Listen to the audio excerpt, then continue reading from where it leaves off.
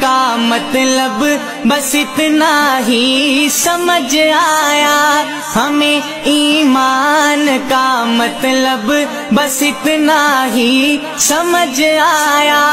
رسول پاک کی حرمت پہ تن من دھن فدا کرنا مسلمانوں کا شیوا۔ ختم نبوت کے لیے اگر ہمیں کہا جاتا آپ جیل بھرو،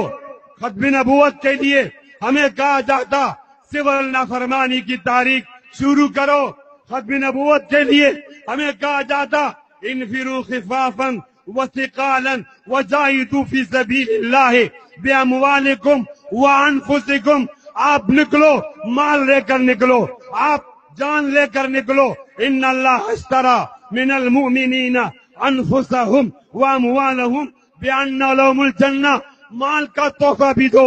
آپ جان کا تحفہ بھی دو، اور آپ گھر بار کو بھی چھوڑو تو انشاءاللہ مجاہدین کی اولاد بیٹھی ہے، ان کی تاریخ بتاتی ہے کہ انہوں نے انگریز کا جنازہ نکالا ہے، انگریز آقا ہے،